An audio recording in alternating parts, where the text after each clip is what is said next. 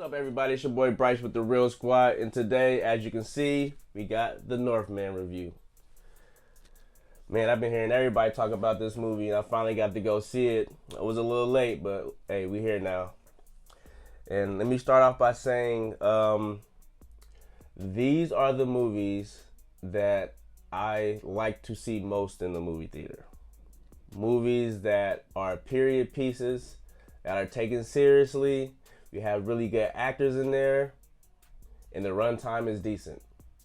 And let me go ahead and throw these actors out there. This is starring Alexander Skarsgård, Nicole Kidman, Claes Bang, Ethan Hawke, Honor Taylor-Joy, and William Dafoe. Now, Claes Bang, I think I'm saying his name right. I've only seen him in one other thing, and it was the Netflix series of the new Dracula they did. And I was a fan of him from that series. He's a really, really good actor. And in here, he plays Ethan Hawke's brother. Ethan Hawke is the king. Alexander Skarsgård is his son. And Klaus Bang is the king's brother. And what you have here is your classic revenge story with a dash of Vikings and another dash of how you say it? Mysticism. But yes, it's basically for sure your classic revenge story. You have the king who is killed by his brother. I think his name is pronounced the Fjolnir or something like that. But yeah, and he takes over the kingdom, and Alexander Skarsgård, who he plays Amleth, I believe his name is Amleth. And he goes on the run, and he vows to return to save his mother and avenge his father and take back what was stolen from him, which is his kingdom. That is the basis of what this movie is. And I'm going to start off by saying, wow. My man, this is directed by Robert Eggers. I've seen two of his other movies, Lighthouse and The Witch. The Witch I liked a lot. That was one of my favorite scary movies. I forgot when it came out, but it was one of those movies I loved. It was like an artsy, scary movie. And when I say artsy, I'm going to bring that up. That's a word I'm going to use a lot here. But this still was, with The Witch, it was still very scary, though. And he brings that same creep factor with him here with Vikings. So, as you know, Vikings are like very brutal and cruel and turned up people back in the day. You can call them berserkers if you want to. But I got real acquainted with Vikings when I watched the show Last Kingdom. It's on Netflix. I recommend it, highly recommend it. Really good show. But I was real familiar with the way the Vikings worked and stuff like that. And so when I saw the movie, I was able to understand it more. Like, Vikings care more about dying in battle than necessarily living a happy life with their family.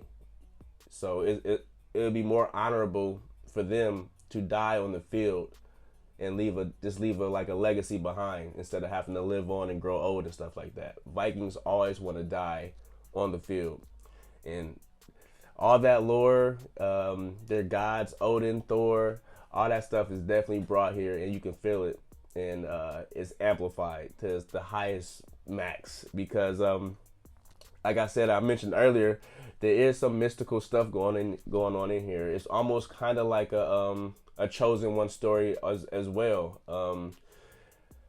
You're following Alexander Skarsgård, but you're seeing like the way of the life of the Vikings. Everybody is pretty much assholes. You know what I mean? Everybody is destroying a village, raiding a village, capturing slaves, raping women, enslaving kids, killing kids.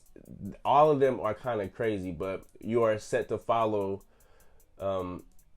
Alexander Skarsgård's character and Anna Taylor-Joy's character, and both of them, let me say this now, killed it. Alexander Skarsgård is so yoked up in this, and he brings it to the table, and Anna Taylor-Joy is continuously showing her acting range. Like, this girl is going places. I love her pretty much everything she's in.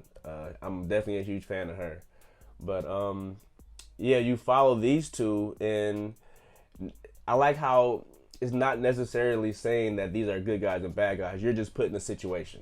So I don't like where they try to force like evil and good into something, but it played out naturally, and you wanted to follow the protagonist, which is Alexander Skarsgård's character, Amethyst.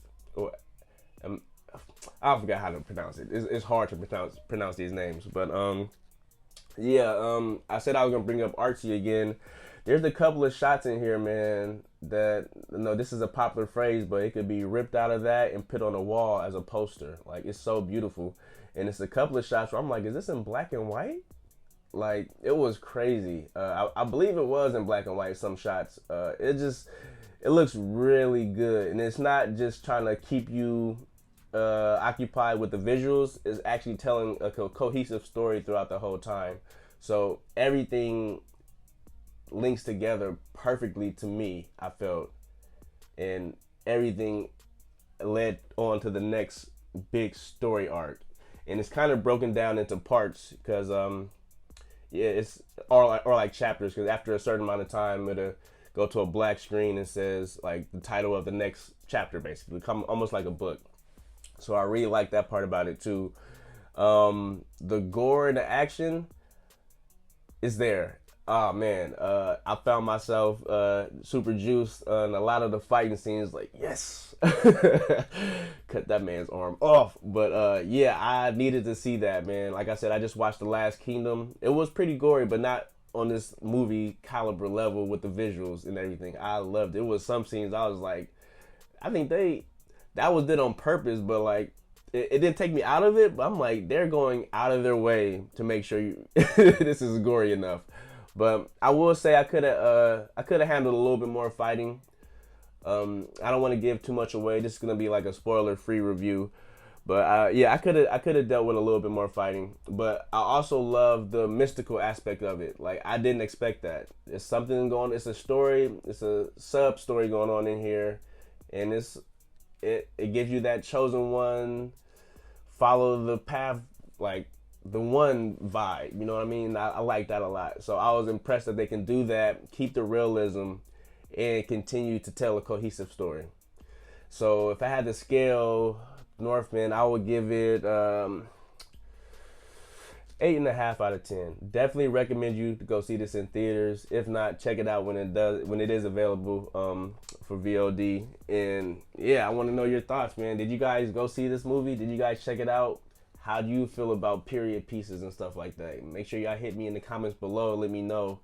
Hit that like button and that sub button if you're new here, because we got some new videos coming soon. I'm gonna do a unboxing for this guy.